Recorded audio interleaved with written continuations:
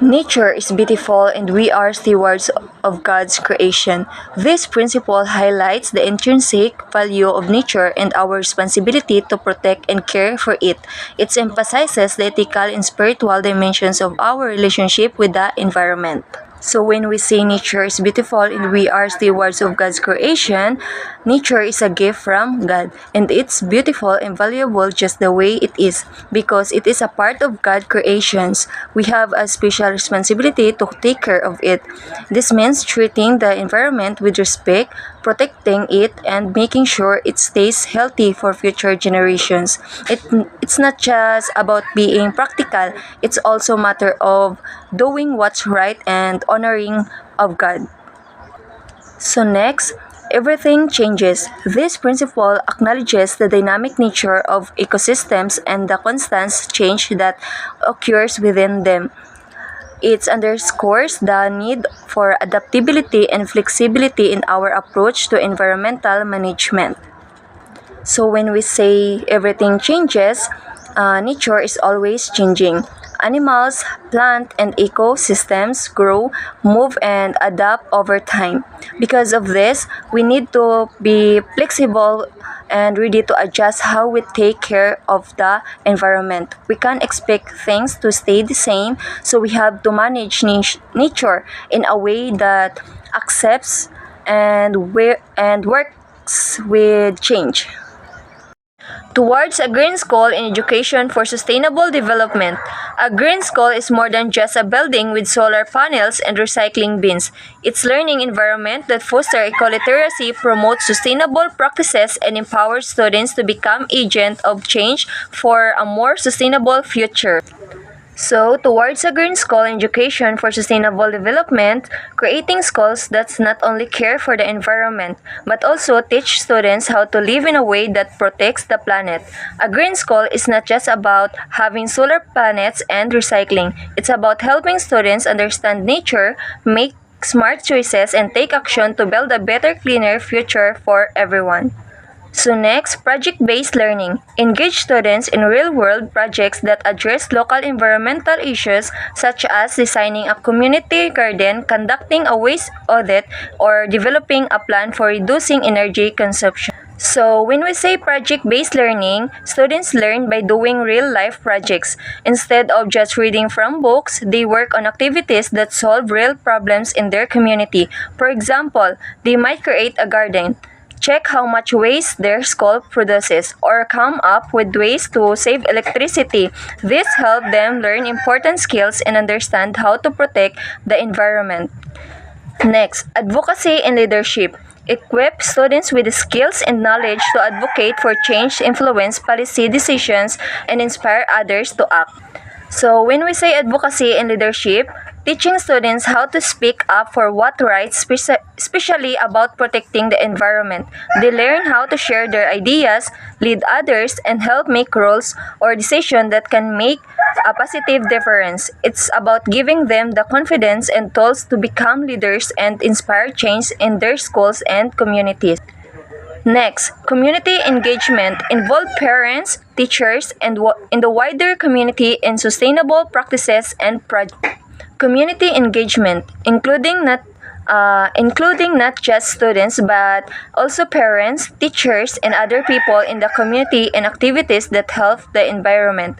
This can include things like organizing cleanup drives, planting gardens, or starting recycling programs. When everyone works together, it builds stronger support for taking care of the planet and helps spread awareness about living sustainably. Next, waste reduction and recycling. Implement comprehensive waste management system including composting, recycling, and reducing consumption. So when we say waste reduction and recycling, finding ways to create less trash and manage it better. This includes using less stuff, recycling materials like paper and plastic, and composting food scrap. The goal is to keep the environment clean and reduce the amount of waste that goes the landfills.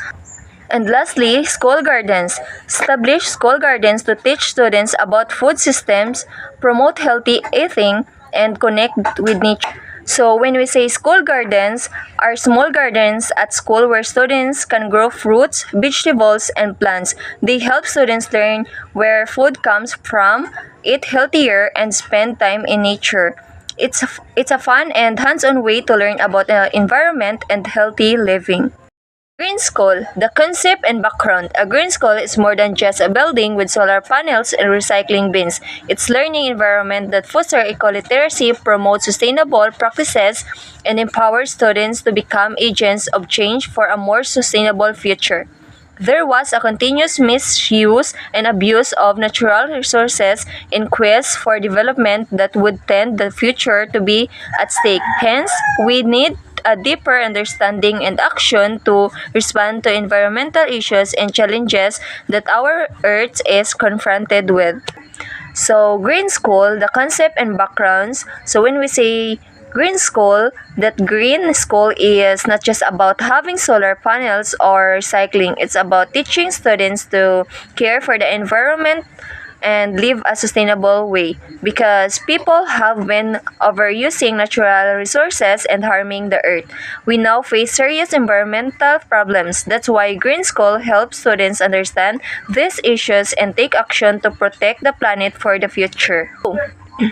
Recognizing education as a critical means to achieve sustainability, the United Nations launched the Decade of Education for Sustainable Development or DESD in 2005 to integrate principles, values, and practices of sustainable development into all aspects of education and learning in order to encourage behavior that will create a more sustainable future in terms of environmental integrity, economic viability, and a just society for present and future generation. A key objectives of the UNDSD is to foster better quality teaching and learning for ESD. This calls for reorientation of thinking and practice of formal education, including teaching, learning approaches, and assessment.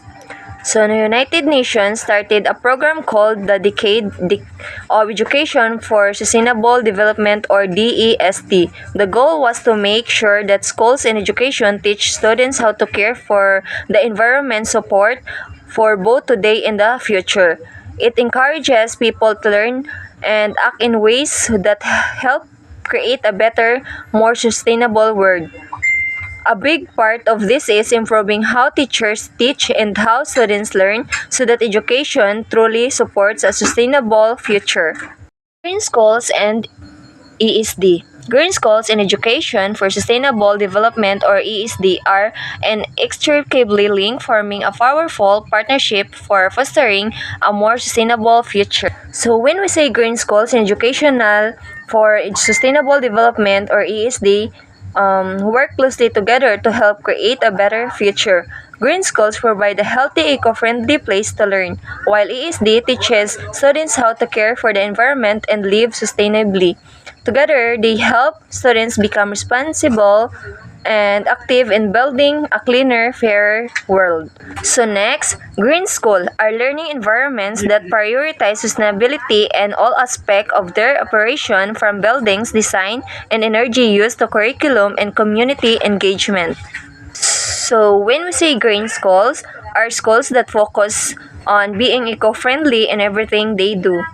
This includes using energy savings design for their buildings, teaching students about sustainability, and involving the community and environmental activities.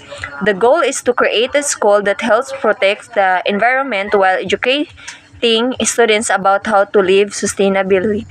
So next, ESD or Education for Sustainable Development is an approach to education that aims to equip individuals with the knowledge, skills, values, and attitudes needed to contribute to a sustainable future.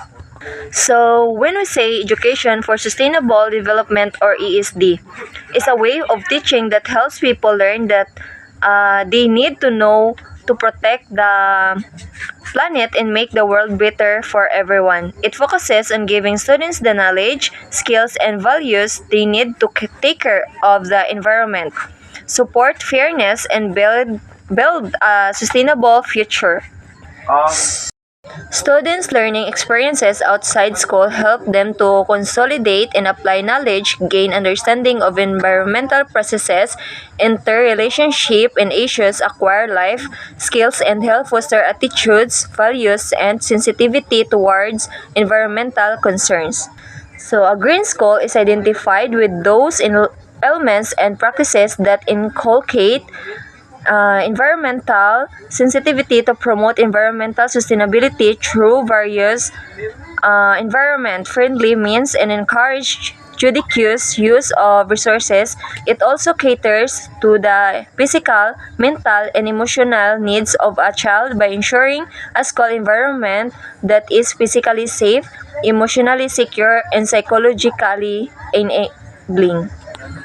So when we say a green school, is a school that teaches students to care for the environment and use eco-friendly practices. It uses resources like water and electricity wisely and helps students grow in a safe, healthy, and supportive environment physically, mentally, and emotionally. So next, essential aspect of green school environment. The green school has clean, healthy, protective, and green surrounding. So, a green school is clean and safe with a healthy and natural environment full of plants and trees that protect and support students' well-being. Next bullet, it also promotes both the physical and the psychosocial health of learners and others in school. So, it helps students and others in the school stay healthy both in their bodies and their minds and emotions. So next bullet ensures a healthy provision of health services such as nutritional supplementation and counseling, hygienic, safe drinking water, net and clean classrooms, playground and parks, etc. Safe learning environment with healthy practices, example, school free of drugs, corporal punishment, and harassment, and brings children closer to nature and involves them in taking care of it. So, a green school provides health services like good food and counseling, keeps everything clean and safe, and protects students from harmful things like drugs or bullying. It also helps children connect with nature and learn to take care of the environment.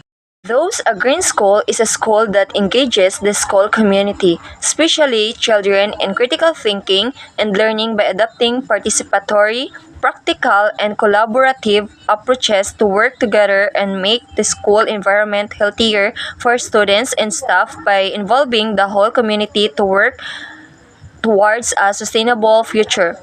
A green school adheres to the following perceptions.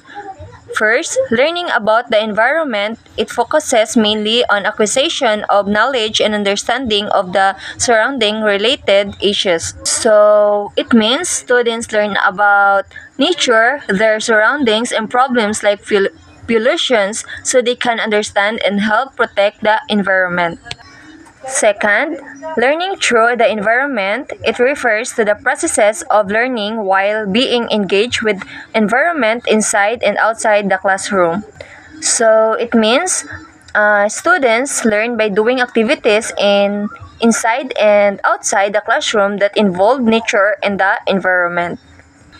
Third, learning for the environment. It aims at the developing an informed response and responsibility towards the environment beyond acquisition of skills and knowledge.